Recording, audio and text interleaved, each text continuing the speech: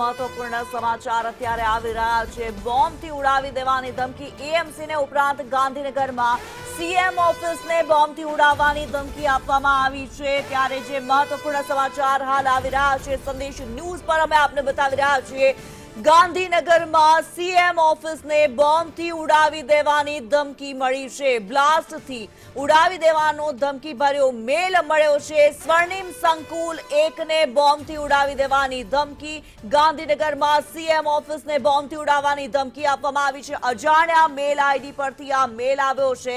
સ્વર્ણિમ સંકુલ 1ના 3જા માળે CM office આવેલી છે। આ સીએમ ઓફિસને બોમ્બથી ઉડાવવાની ધમકી આપવામાં આવી છે। બોમ્બ સ્ક્વોડની ટીમ ઉપરાંત સુરક્ષા એજન્સીઓ સતર્ક બની ચૂકી છે અને હાલ તપાસ હાથ ધરવામાં આવી છે। સીએમ ઓફિસ ખાતે સ્વર્ણિમ સંકુલ 1નો 3જો માળ કે જ્યાં સીએમ ઓફિસ આવેલી છે, સ્વર્ણિમ સંકુલ 1ને બોમ્બથી ઉડાવવાની ધમકી પ્રાપ્ત થઈ છે। અજાણ્યા ઈમેલ આઈડી પરથી એક ઈમેલ આવ્યો છે અને સ્વર્ણિમ સંકુલ 1ના 3જા માળે આવેલી સીએમ ઓફિસ, મુખ્યમંત્રીની જે ઓફિસ છે તેને ઉડાવવાની ધમકી આપવામાં આવી છે। હાલ બોમ્બ સ્ક્વોડ સીએમ ઓફિસ ખાતે પહોંચી ચૂકી છે અને તપાસ હાથ ધરવામાં આવી છે। આ ઉપરાંત જો વાત કરવામાં આવે, એક તરફ અમદાવાદમાં એએમસીની કચેરીને ઉડાવી દેવાની ધમકી મળી છે, ઉપરાંત અન્ય કચેરીઓને, અન્ય સંસ્થાઓને ઉડાવવાની ધમકી અને સાથે અત્યારે મોટા સમાચાર, સીએમ ઓફિસને બોમ્બથી ઉડાવી દેવાની ધમકી આપવામાં આવી છે। એક અજાણ્યા આઈડી પરથી ઈમેલ મળી આવ્યો છે અને આ ઈમેલની અંદર સીએમ ઓફિસને બોમ્બથી ઉડાવવાની ધમકી આપવામાં આવી છે।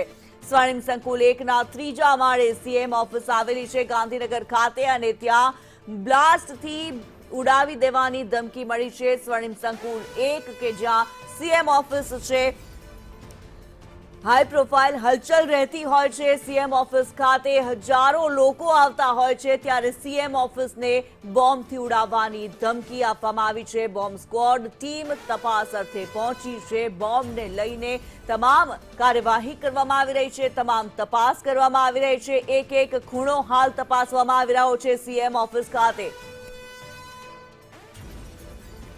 ત્યારે સીએમ ઓફિસે નિર્મલ દવે અમારી સાથે લાઈવ જોડાયેલા છે। નિર્મલ, સીએમ ઓફિસને બોમ્બથી ઉડાવવાની ધમકી। બિલકુલ, આ મોડી રાત્રે ઈમેલ આવ્યો છે અને અમદાવાદ પોલીસને આ ઈમેલ મળ્યો છે। અજાણ્યા ઈમેલ આઈડી પરથી આ ઈમેલ આવ્યો છે અને જેમાં સ્પષ્ટ લખવામાં આવ્યું છે કે અમદાવાદ કોર્પોરેશનને ઉડાવવાની ધમકી આપવામાં આવી છે। આ ઉપરાંત મુખ્યમંત્રી ઓફિસને પણ ઉડાવી દેવાની ધમકી આપવામાં આવી છે। અત્યારે હું સચિવાલય ખાતે છું, સ્વર્ણિમ સંકુલ 1 ખાતે છું અને મારા સહયોગી જયવીરસિંહ રાઠોડ તમને અત્યારે સ્વર્ણિમ સંકુલ 1ના દ્રશ્યો બતાવી રહ્યા છે। મુખ્યમંત્રી ઓફિસને જે રીતે બોમ્બથી ઉડાવી દેવાની ધમકી આપવામાં આવી છે અને તેમાં મુખ્યમંત્રીની ઓફિસ 3જા માળે આવેલી છે।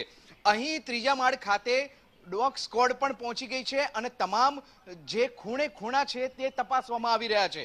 ક્યાંય શંકાસ્પદ ચીજ વસ્તુ છે કે કેમ તે તમામ ચેક કરવામાં આવી રહ્યું છે। આ ઉપરાંત સચિવાલયમાં પણ સઘન બંદોબસ્ત કરી દેવામાં આવ્યો છે, જેથી કોઈ પણ આવતા જતા વ્યક્તિ છે તેની સઘન પૂછપરછ કરવામાં આવી રહી છે। શંકાસ્પદ વ્યક્તિ હોય તો તેને વધારે પૂછપરછ કરી અને કોઈ પણ પ્રકારની કચાશ ન રહે તે બાબતની તકેદારી પોલીસ દ્વારા રાખવામાં આવી રહી છે। સચિવાલયના સ્ટાફ પોલીસ સ્ટાફ દ્વારા રાખવામાં આવી રહી છે। અત્યારે આપ જોઈ શકો છો તે પ્રકારે અહીં સચિવાલયમાં સ્વર્ણિમ સંકુલ 1 ખાતે અલગ અલગ ગાડીઓનો જમાવડો પણ જોવા મળી રહ્યો છે। અધિકારીઓની અહીં અત્યારે રિવ્યુ બેઠક ચાલી રહી છે અને આ રિવ્યુ બેઠક દરમિયાન જ આખો આ ઈમેલને લગતો ઘટસ્ફોટ થયો અને જેમાં હવે પોલીસ તપાસ તેજ કરી દેવામાં આવી છે। જિલ્લા એસપી સહિતના તમામ જે અધિકારીઓ છે તેઓ થોડી ક્ષણોમાં અહીં પહોંચી રહ્યા છે, તે પ્રકારની જાણકારી અત્યારે પ્રાપ્ત થઈ રહી છે। પરંતુ હાલ સચિવાલયનો માહોલ ગરમાઈ ગયો છે। અહીં જે આવતા જતા લોકો છે તેમનામાં એક પ્રકારની ચિંતા જોવા મળી રહી છે, એક પ્રકારનો ડર તેમનામાં જોવા મળી રહ્યો છે।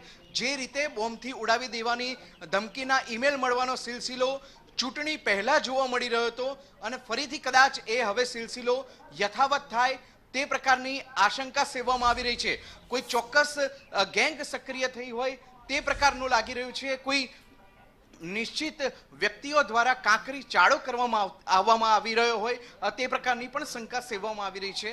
અત્યારે આપ જે રીતે જોઈ શકો છો, અહીં સચિવાલયમાં બેઠકનો દોર ચાલી રહ્યો હતો અને એમાં અત્યારે જે માહોલ છે તે ગરમાઈ ગયેલો જોવા મળી રહ્યો છે।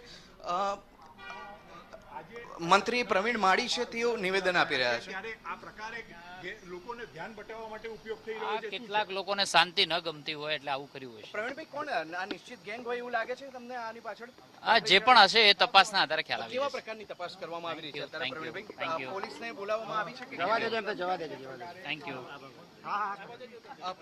પ્રવીણભાઈ, શું કેવા પ્રકારની કઈ દિશામાં તપાસ ચાલી રહી છે તે બાબતનું એક નિવેદનની જરૂરિયાત છે. Thank you. વધારે તમને કહેશો પ્રોટોકોલ. મંત્રી પણ અહીંયાથી એમને પણ કદાચ એવું લાગી રહ્યું છે કે ડર હોઈ શકે છે અને એમાં પણ અત્યારે આપ જોઈ શકો છો મંત્રી પણ જગ્યા છોડી અને જઈ રહ્યા છે. કદાચ બોમ્બ વિસ્ફોટની જે ધમકી છે તેનો ડર મંત્રીને લાગ્યો છે એટલે કદાચ તેઓ અહીંયાથી પલાયન થઈ રહ્યા હોય તેવું લાગી રહ્યું છે. અને સાથે જ આપ જોઈ શકો છો જે રીતે સચિવાલયનો માહોલ છે તે માહોલ અત્યારે મારા સહયોગી જયવીરસિંહ રાઠોડ બતાવી રહ્યા છે. અહીં સઘન તપાસ કરવામાં